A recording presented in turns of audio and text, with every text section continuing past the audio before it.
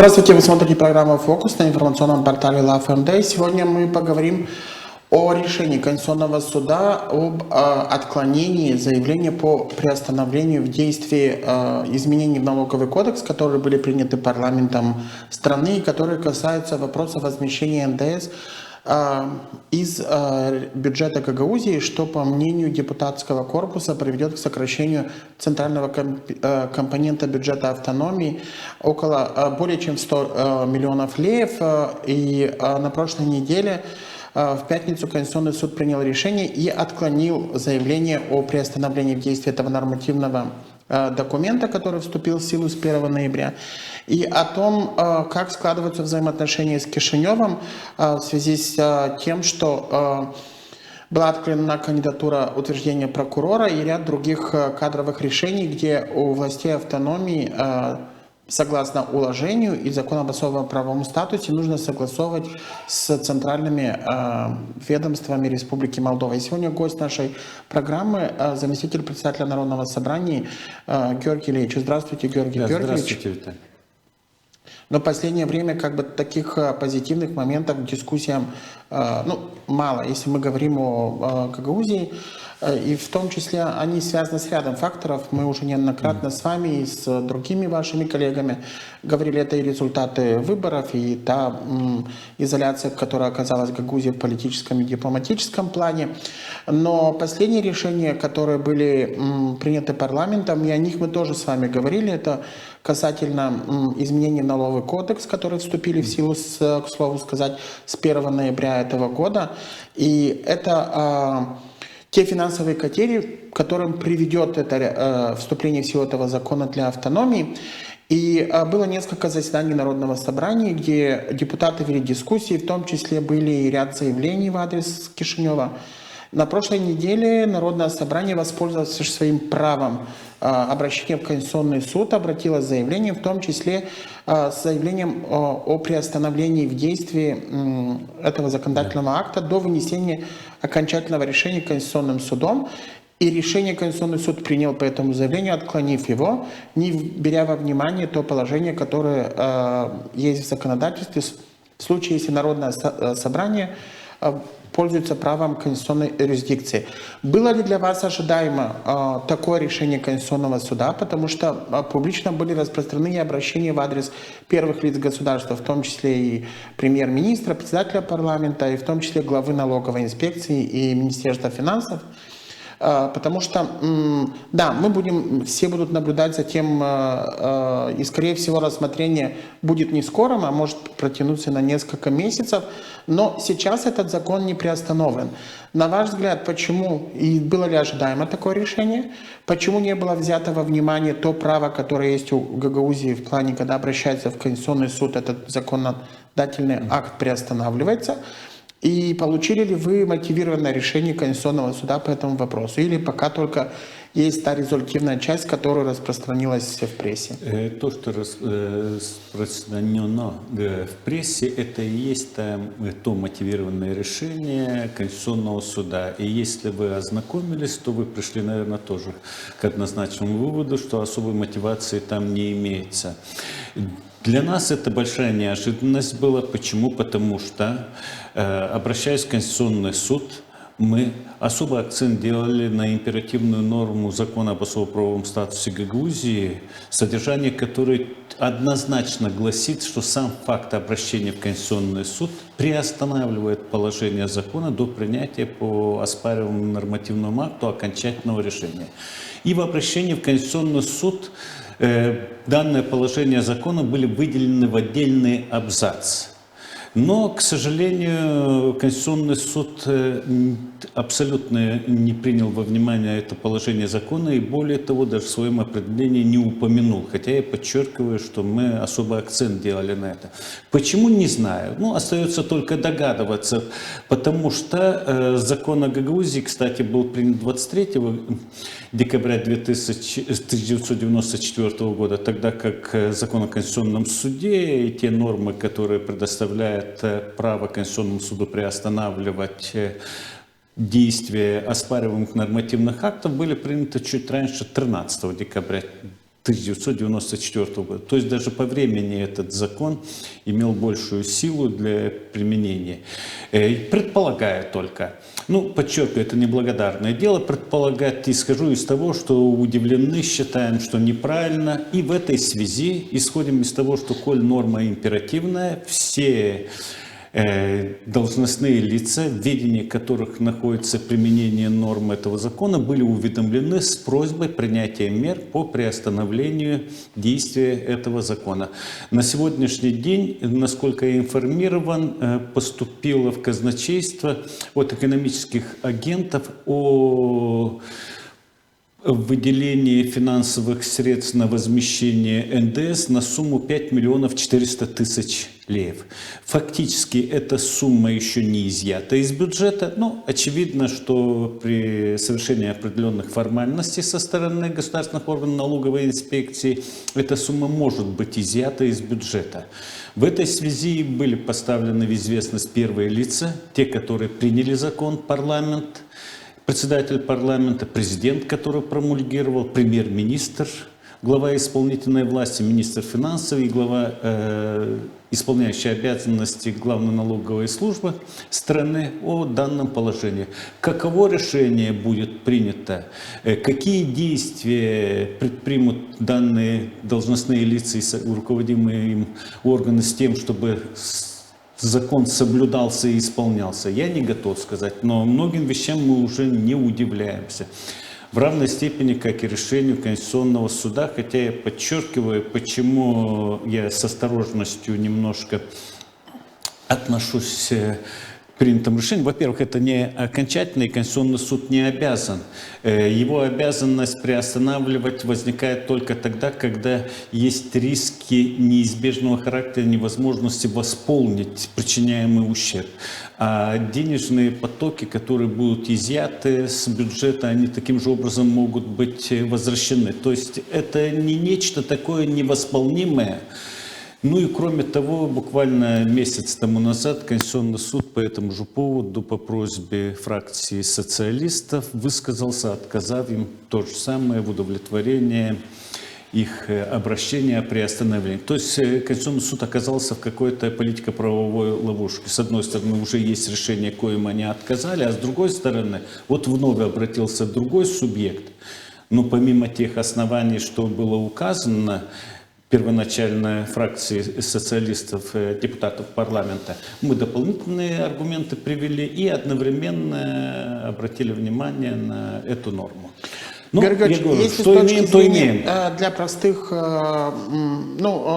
жителей, которые смотрят нашу программу, речь не идет об окончательном решении, речь идет о том, что Конституционный суд пока только отказал в приостановлении действия этого закона.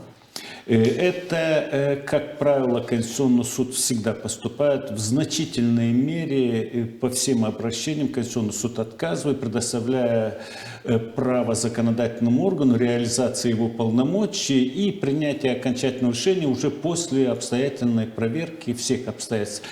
Это, я не хочу сказать процентное соотношение, но, как правило, всегда отказывает. Тем не менее, мы ожидали другое решение, всегда полезное. И хочу сказать, чтобы наши зрители понимали, это всего лишь предварительное рассмотрение, не имеющее ничего общего с окончательным решением. Мы очень надеемся, что Конституционный суд рассмотрит наше обращение и примет во внимание все те аргументы, которые мы представили, они вытекают из положения Конституции, и соответствующим решением, как мы надеемся, все-таки этот закон, не вызывающий, во всяком случае, у многих юристов сомнений, будет признан неконституционным.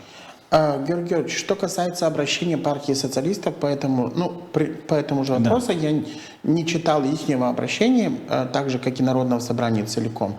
Но по одному и тому же субъекту, скажем так, было обращение.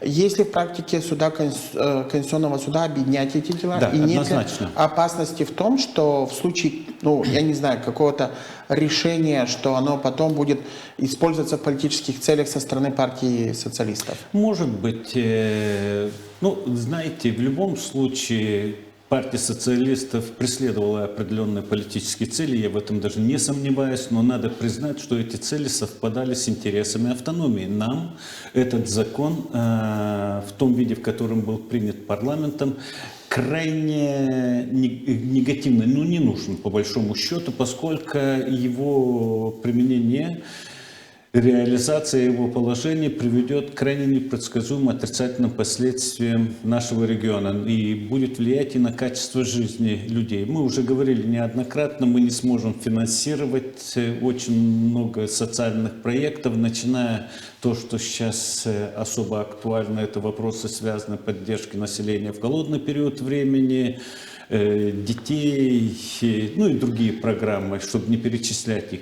Поэтому мы будем отстаивать, и мы говорили еще и о том, что, знаете, этот закон ставит неравные условия жителей Гагаузии. По сути дела, по моему мнению, в нарушении Конституции на жителя Гагаузии налоговая нагрузка по этим видам налогам, как акциз и налог на добавленную стоимость, увеличивается в несколько раз по сравнению в целом по стране, что категорически неприемлемо в соответствии с требованием Конституции. Я не говорю уже о других вещах, чтобы не нагромождать здесь много юридических терминов, непонятных для населения. Отмечу лишь то, что это несправедливо. Мы все вкладываемся в формирование бюджета, покупаем продукты, товары, покупаем электроэнергию согласно тарифам, установленным соответствующим государственным регулирующим органам, выплачиваем эти деньги концентрируются в центре, в том числе и налог на добавленную стоимость, и вот часть нам только возвращает и говорит, из этой части, что мы вернули, мы еще заберем. То, что вы якобы должны дать тем предприятиям, которые вот обращаются к нам, ну, экономическим агентам за НДС. Хотя буквально сегодня тоже имел разговор с руководителем предприятия, который претендует на возврат НДС. У него 95% по меньшей мере стоимости того товара, который он поставляет, он формируется за счет закупок вне пределов Гагаузии. Бутылки, там этикетки и так далее. Это все вне пределов Гагаузии. То есть НДС остается там где-то, в Кишиневе, в других регионах страны. А выплачивать придется нашему бюджету, ну, нашему народу, имеется нашему налогоплательщику. Вот, мы говорили об этом и с вами, и с другими вашими коллегами, и с экспертами на эту тему. Вот вы в начале нашего интервью сказали, что уже есть заявки в казначейство на возмещение, да, уже на 5 более 5 миллионов миллионов. 400 тысяч леев. Говорит ли это об этом? Потому что этих денег не было предусмотрено как возврат в бюджете Гагаузии, который действует сейчас на 2023 год. И каким образом, есть ли видение у исполнительного комитета по этой части? И обратились ли они с соответствующими поправками в Народное собрание? Потому что если даже будет изъято 5 или 10 миллионов в конце года, в декабре из действующего бюджета, то я так понимаю, что это определенная проблема для финансовой системы Гагаузии.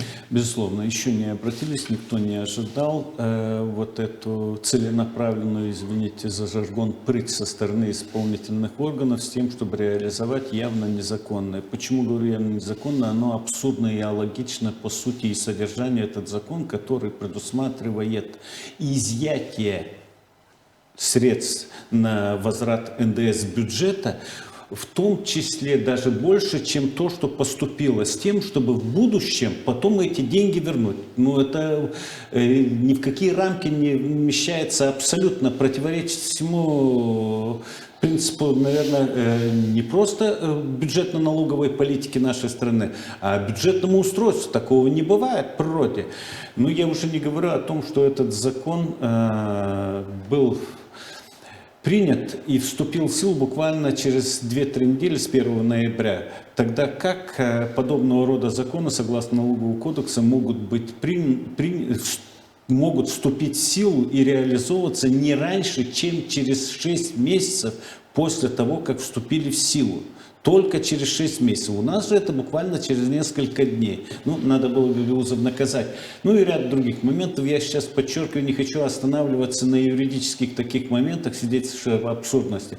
Важно то, что никто не ожидал, что вот такого рода вольная трактовка будет законов, и применение его будет вот такая вольна. Соответственно, и обращение на сей счет не поступило со стороны исполнительного комитета. Но если эти средства будут изъяты и не будет дополнительных средств, которые покрыли бы вот эту сумму с тем, чтобы выполнить взятые бюджетом Гагаузии обязательства перед населением, то, соответственно, коррективы будут внесены, это однозначно. Но это отразится на финансировании тех или иных программ или учреждений? В определенной степени да. У нас осталось 2 месяца, ноябрь, декабрь месяц, хоть 5%, хоть 10%, но полагаю, что это отразится. У нас нет дополнительных доходов. Закон не компенсирует ни в коей мере и не предоставляет возможность Гагаузии компенсировать вот эти средства, которые выбывают из бюджета. Это тоже логично. Такого не было в природе никогда. Ну вот для Гагаузии приняли. В этой связи, как бы продолжая, чтобы мы закрыли вопрос с бюджетом автономии и финансовым положением, проект бюджета, который был предложен на 2014 год, и, ну, как стало понятно из самого проекта, и в том числе из тех публичных слушаний, которые были в Народном собрании, не было предусмотрено в бюджете отсутствие или возмещение этого НДС, и об этом указывал господин Тарнавский в своем выступлении на этих публичных слушаниях. И в этой связи, как сейчас будет обстоять дела с обсуждением проекта бюджета на 2014 год, потому что уже, я так понимаю, что закон заработал, и уже есть обращение на возмещение, то есть, соответственно, уже как бы могут быть вопросы к проекту бюджета 2014 года, которые уже конкретны с точки зрения уже осуществленных действий. Будет ли Народное собрание рассматривать или вернет этот проект закона на доработку? Вернули на доработку по многим причинам, в том числе и по тем причинам, что вы сейчас озвучили. Конечно, с одной стороны есть закон, с другой стороны мы все видим ее антиконституционность этого закона, его, извините, и, соответственно, ожидали, что будет приостановлен этот нормативный акт, действие этого нормативного акта. Но то, что произошло, то произошло. И нам представят в ближайшее время новый проект, и уже будем обсуждать. Но тут политический момент. Откровенно скажем, с одной стороны, если мы принимаем закон о бюджете с учетом тех изменений, что нам навязала страна, с целью наказания гагаузского народа, то есть мы признаем и воспринимаем это наказание как должное. Если же мы не признаем, то, соответственно, мы проявляем последовательность, обратившись в Конституционный суд, это тоже как бы свидетельство Но нашей это детали, согласитесь, Георгиевич. Да. По факту сегодня уже есть обращение по возмещению, и они, хотим мы того или хотите депутаты или нет, они будут изъяты из бюджета. Да. И поэтому бюджет автономии должен быть финансово, наверное, подготовлен к этому процессу, Безусловно. пока будет идти рассмотрение в Конституционном суде. И, безусловно, здесь есть причины, о которых мы не раз говорили, в том числе и результаты выборов, и политические, но это уже, как говорится, из другой оперы. Но что касается бюджета, хватит ли времени, потому что бюджетный процесс тоже предусматривает определенные процедуры от момента обращения, проведения публичных слушаний, рассмотрения в комиссии, потому что исполнительная власть и так запоздала, согласно закону, с предоставлением проекта бюджета. Теперь он еще и возвращен на доработку. Мы уже находимся в декабре, и поэтому успеет ли депутатский корпус его принять? И если нет, то с каким бюджетом, вспоминая тот бэкграунд, который есть у этого бюджета с обращением Ирины Влах, отменой, каким бюджетом Гагаузия войдет по 1/12 с тем, что утвердил судебные инстанции, или с тем, что Народное собрание утверждало весной этого года? То, что Народное собрание утверждало весной этого года, если вдруг не успеем принять своевременно, но я хочу особо отметить, что возврат закона на пересмотр был связан не только теми обстоятельствами, что мы озвучили, но и тем, что Министерство финансов буквально в последний момент внесло определенные коррективы. И я полагаю, что такая же картина сложилась со всеми бюджетами других административно-территориальных единиц нашей страны. Потому что там внесли коррективы достаточно существенные в связи с вопросами по размерам заработной платы и так далее. То есть это не связано только с этим, я подчеркиваю. Поэтому я не думаю, чтобы Министерство финансов, страна не понимала, что вносимые им коррективы требуют, соответственно, какое-то время для того, чтобы они были надлежащим образом оформлены. Но, во всяком случае, завершая ответ, это 1/12 то, что весной. Но будем надеяться, что мы успеем к этому времени принять этот закон. Все заинтересованы в том, чтобы закон о бюджете был принят, чтобы он отвечал принципам и объективности, и целесообразности, но и одновременно демонстрировал наше стремление соблюдения законности и конституционности. Ну, это право Гагаузии, безусловно, что этим правом нужно воспользоваться, и в том числе, ну, как минимум, аргументировать позицию властей автономии. Но есть и другие моменты, которые, ну, не сглаживают взаимоотношения с Кишиневым, а наоборот, как мне кажется, обостряют. И это вопрос назначения прокурора Гагаузии, да? И уже стало известно о том, что вновь поступил отказ на утверждение прокурора автономии. Есть ли какая-либо аргументация? Потому что с последнего раза депутатский корпус ждал мотивированное решение Высшего совета прокуроров, и оно достаточно долго затягивалось, поэтому депутаты не могли не обратиться ни в судебные инстанции для того, чтобы, ну, попробовать опротестовать.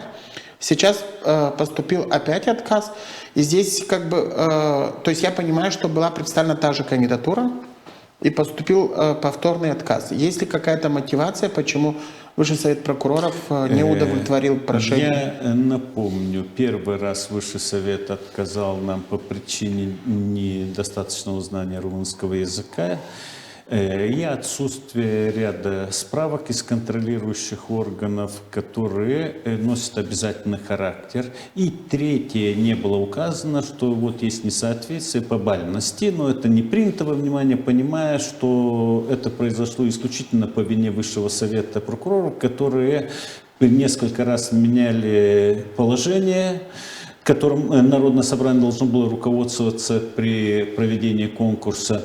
И во время игры эти правила менялись, и на это не обращали внимания, но и это не суть важно. Теперь, значит, когда эти документы были представлены, хотя, на наш взгляд, именно Высший совет должен был затребовать эти справки, но, тем не менее, мы уже пошли навстречу, все это истребовали, даже лишнее все это предоставили. Высший совет признал нашу правоту в этой части, в том правоту в смысле, что это не является основанием для препятствия, но взял во внимание тот факт, что претендент якобы не знает в достаточной степени румынский язык, но я хочу особо отметить, что Высший совет прокуроров не обладает полномочием по определению уровня знания языка. Для этого специальная комиссия должна обладать. То, что сделали в Гагаузии, и то, что страна делает, когда возникает необходимость для определения уровня знания языка, в данном случае румынского языка. Ну и третий момент для нас был особо удивительный, это то, что вспомнили, а вот бальность не так, хотя мы объясняли, извините, это по вашей вине мы критерии правильно применили, мы оценили правильно, суть сохранена, а вот это то, что вы демонстрируете какие-то вопросы технического характера, они не имеют никакого значения по сути. И наше обращение должно было быть рассмотрено в 10-дневный срок. Прошло уже несколько месяцев. Десятки раз мы за это время обращались в Высший совет прокуроров, парламент, президенту обращались с требованием вернуться в правовое поле, исполнять закон. Для нас любое решение, уже понятно было, что тут политически мотивированное решение будет, что не отступит от своего. Есть лица, которые очень заинтересованы в том, чтобы Гагаузия не реализовала свои полномочия в этой сфере, не участвовала в формировании руководства прокуратуры автономии. Мы это понимали прекрасно. Нам нужен был ответ аргументированный. Ну скажите, если нет, ну сделайте что-нибудь. Вы тянули. Вот уже столько времени потянуло. У нас, если память не изменяет, с марта прошлого года это тянется. Вот считайте, 1,5 года. В мае мы предоставили, все равно 1,5 года вот это все тянется не по вине Гагаузии. Я уже не говорю о том, что тот же закон о проведении конкурса на должность прокурора, значит, был представлен Высший совет прокуроров, генеральному прокурору еще 3 года тому назад с просьбой дать заключение. И заключения были даны положительные. Во всяком случае, отрицательных заключений не было. Спустя 3 года, когда начали менять правила, вдруг мы будем догонять и не успеем догнать. Георгий Георгиевич, это все понятно, но давайте посмотрим на ситуацию немного и с другой стороны. То есть я не адвокат сейчас центральных властей, но мы видим в прессе, что сейчас вот организуется внешний какой-то ветинг по проверке прокуроров, да, который якобы состоит там из международных экспертов. Как бы, не знаю, к этому тоже есть много вопросов, потому что не все всегда происходит в Молдове, как бы все открыто и прозрачно. Но сейчас как бы мы не обсуждаем, скажем так, прозрачности и насколько будет правомочна эта внешняя комиссия, чтобы давать оценку там судьям и прокурорам. Но есть такая комиссия, и в этих условиях не стоило ли Гагаузии, например, понимая, что эта кандидатура уже 1 раз была не утверждена, ну, как минимум, пойти на согласование, возможно, другой кандидатуры, или дождаться, например, когда уже эта комиссия начнет работать полноценно, для того, чтобы, пройти все вот эти процедуры, как требует реформа.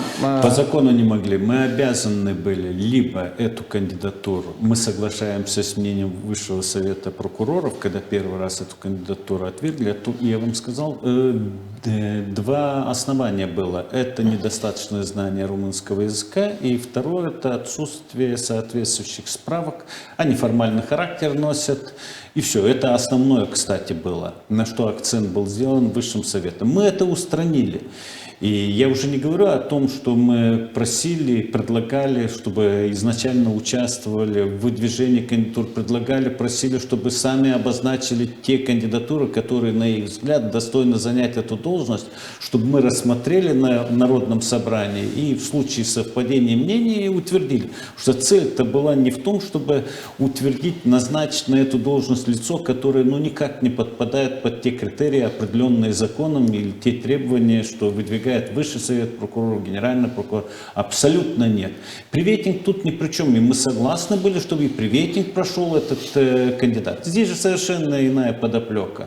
Он сказал, здесь просто отсутствие желания соблюдения требований закона, а проще говоря, в части полномочий автономии, а проще говоря, желание отстранить автономию от этих процессов, чтобы Гагаузия не принимала участие в этих вопросах. В этой связи я не могу вам не задать вопрос, потому что смотрел сегодня за лентой новостей и обращение Народного собрания в парламент законодательной инициативы о том, чтобы судьи и прокуроры, которые назначаются в суды и прокуратуру на территории Гагаузии, проходили тест на знание гагаузского языка.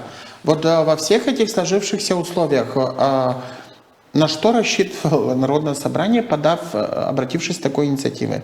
Потому что, есть законодательство Гагаузии. Мы видим, как к нему относятся судебные инстанции, когда отменяют по требованию государственной канцелярии. И здесь обращение в парламент, где законодательная инициатива, по сути, если говорить простым языком, просит привести молдавское законодательство в соответствии с законодательством Гагаузии. Вы верите в то, что сегодня реально в Молдове, когда на прошлой неделе было принято решение о том, что только на румынском языке будут издаваться все законодательные акты, не буду называть там русский язык, потому что сейчас нас обвинят с вами там в излишней любви к России или еще к чему-то. Вполне возможно, что это решение и правильно, но как бы есть тоже много вопросов, потому что, наверное, этот процесс должен был идти поступательнее, потому что вряд ли, я думаю, что сегодня даже многие юристы владеют терминологией на румынском языке, она все-таки имеет специфику, даже люди, говорящие на румынском языке. Верите ли вы в то, что парламент может принять такие законодательные В изменения? принципе, парламент обязан это. То, что могут принять, переименовать наши имена, там, пол и так далее, я в это тоже могу поверить, потому что очень много чудес в последнее время.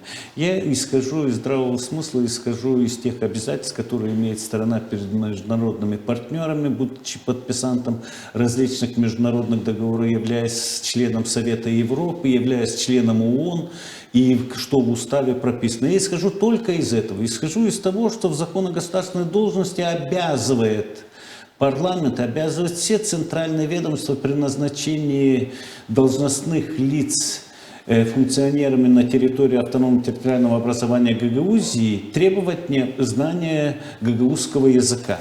Это они должны, не мы. Это требование, подчеркиваю, республиканского закона. Поэтому мы не говорим о гармонизации с гагаузским законодательством. Мы говорим о гармонизации молдавского законодательства и говорим о приведении его в соответствии с международными обязательствами.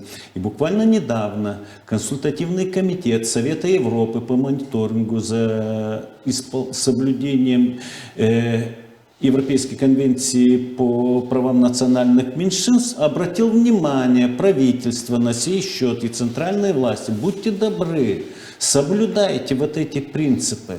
Во-первых, вы примите меры для того, чтобы национальные меньшинства принимали участие, были вовлечены в публичные дела, то есть, коротко говоря, что о чем мы говорим, Кыльчик и так далее и тому подобное, чтобы занимали должности определенных функционеров и наши выходцы из Гагаузии. А во-вторых, если вы назначаете на эти должности кого-то, требуйте от них, чтобы помимо румынского языка эти люди знали и язык национального меньшинства. Если речь идет о Тараклийском районе, болгарский, если речь идет о Надюшанском районе, значит, украинский и так далее. Это нормально. Я подчеркиваю, что это Но не... в этой связи, насколько я понимаю, я могу ошибиться, но, по-моему, эта конвенция не вступила в силу на территории Молдовы. Вступила в силу, а вот Потому не... что долгие годы это другая. Сейчас это другая региональных конвенция. Это о языков. региональных языках вы говорите. Я говорю о конвенции защиты национальных меньшинств. Эта конвенция вступила. И здесь обязаны соблюдать эти требования. Поэтому и консультативный комитет Совета Европы осуществляет свою деятельность по мониторингу за соблюдением положения этой конвенции. А вот конвенция по региональным языкам, Молдова подписала эту конвенцию, но не ратифицировала по тем основанием, что недостаточно средств и возможностей на сегодняшний день по реализации ряда положений. Я даже ни разу не привел в качестве аргумента положение этой конвенции, понимая о том, что она подписана, но не ратифицирована.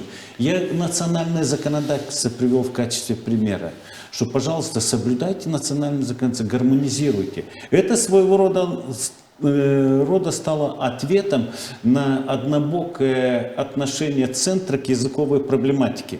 Когда вы требуете, чтобы знали румынский язык, одновременно потребуйте, чтобы знали гагаузский язык. Мы понимаем, что тут очень тонкая вещь. Мы это понимаем, и мы не говорим о том, что сейчас и сразу, в отличие от тех, которые пытаются обострить ситуацию. Конечно, нет. Это в противовес, я подчеркиваю, это абсолютно и очевидно было противовес вот тем потугам, которые мы наблюдаем со стороны центра в последнее время, и как они отрицательно влияют на нашу жизнь в автономии. Георгий, что касается ряда начальников главных управлений внутренних дел, службы информации и безопасности, которые согласовываются с Кишиневым. Насколько я понимаю, по ним тоже есть отказ по согласованию? Да, знаете, я вначале как бы с настороженностью относился к возможности обращения к центральным властям по вопросу, связанным с решением проблем формирования руководства вот этих ведомств. По закону эта гагаузия должна представить, назначить, вернее утвердить, согласовать, и уже центр назначает начальника ОВД, либо начальника СИП. Были такие обращения, если вы помните. Но ответ с МВД, конечно, поразил. Это шедевр, безусловно, и с точки зрения юриспруденции, характеризующий полностью отношение центра к соблюдению закона и в целом Гагаузии, его полномочий, и не только в этой сфере. Суть заключается в том, что да, действительно, эта должность вакантная, эта должность назначается министром только после того, когда Башкан представит Народное собрание, утвердит и тогда. Но в связи с тем, что мы к этому времени назначили только сейчас кого-то, поэтому мы не можем выполнить вашу просьбу. Вмещается это в логику соблюдения закона? По-моему, левое полушарие не воспринимает, что делает правое полушарие. По-другому это никак не объяснить. Я читал этот шедевр, говорю, слушайте, вы бы хотя бы написали, что сейчас мы думаем, хотим помочь, либо сами предложите кого-то. Но тут полностью. Потому что мы раньше встали, тапки наши. А то, что в законе так прописано, ну да, мы знаем, что в законе так прописано. Григорьевич, согласитесь, что в этом есть 90% во всех этих ситуациях есть политический компонент. Однозначно. И того вопроса, что нет сегодня взаимопонимания. Но на ваш взгляд, почему сложилась такая ситуация? Потому что мы много можем говорить о том, что на это повлияли результаты выборов главы Гагаузии, потому что мы слышали неоднократно заявления первых лиц государства. И извините за такую формулировку, я не говорю, что оно имеет отношение к вам, но заигрывание депутатского корпуса или ряда депутатов Шором, который осужден в Республике Молдова, привело ли к вот этому развитию событий, что мы имеем сегодня? Или, независимо от результатов выборов, возможно, что мы имели бы сегодня примерно такую же ситуацию. Вот на ваш личный взгляд. И на мой личный взгляд, однозначно имело примерно такое же положение, что мы сейчас наблюдаем. А выборы – это очередной повод, более, может быть, яркий. Хотя и все те, которые навязывают гагаузам определенные ярлыки в связи с выборами Башкана, поддерживаем партию Шор, они тоже осознают и понимают, что это называется «с больной головы на здоровую». То есть нас обвиняют в том, что народ выбрал лицо, которое не должно было участвовать в выборах, так как партия потом была запрещена в других вещах, тогда как именно центр виноват в том, что и потворствовал, и уже есть, наверное, где-то и какая-то уверенность, что это умышленно было сделано с тем, чтобы создать эту ситуацию и теперь обвинить народ в выборах. Мы же понимаем, что все правоохранительные органы, все контролирующие органы находятся в ведении центра, и центр, зная о том, что вот подобного рода нарушения имеет место, о чем сейчас декларируется, должны и обязаны были незамедлительно прекратить, приостановить, пресечь, привлечь к ответственности. Ничего этого не было. Произошло то, что произошло, избрали, и теперь нас обвиняют в этом. Из-за этого, кстати, и деньги забирают. Я имею в виду бюджет вот до 150 миллионов леев примерно, кстати, это будет. Теперь, это я подчеркиваю, что моя уверенность, что это все равно к этому шло. Я это называю, что в головах у определенных политиков вот сформировалась картинка, что Гагаузия – это нечто отрицательное, это то, что может влиять чему-то неположительным образом, мешать. Следовательно, Гагаузию надо каким-то образом, если не саккумулировать, где-то там заблокировать, то во всяком случае усечь, насколько это возможно. И вот все остальное подчиняется тому, что было вырисовано в вот этой картинке. Ведь по поводу прокурора, это уже 1,5 года тянется, не было выборов. По поводу налоговой инспекции, не было выборов, когда налоговую инспекцию лишили Гагаузию права администрировать свои же налоги. По поводу начальника начальника управления юстиции. Мы полгода добивались исполнения закона, даже больше, с тем, чтобы назначили лицо, принятое, выдвинутое и утвержденное Народным собранием. Тут можно привести множество еще примеров, свидетельствуя о том, что вот такая целенаправленная политика на ограничении, пусть будет так, ограничение полномочий автономии, она длится достаточно долгое время.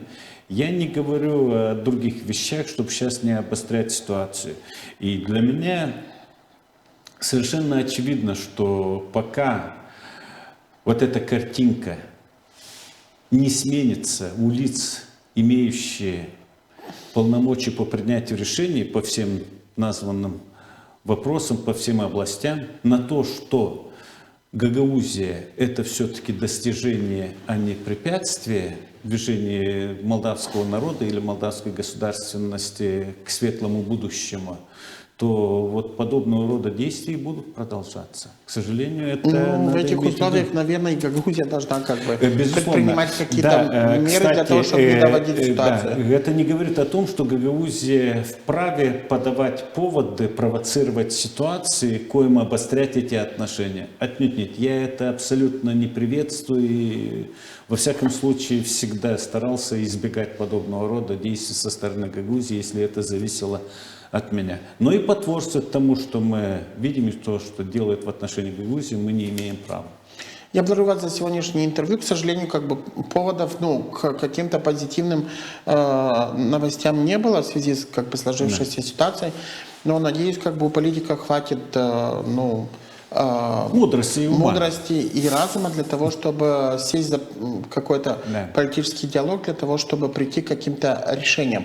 Вы смотрели программу «Фокус» на информационном портале LoveMD. Подписывайтесь на наши платформы в социальных сетях. И сегодня нашим гостем был заместитель председателя Народного собрания Гагаузии Георгий Лейчо.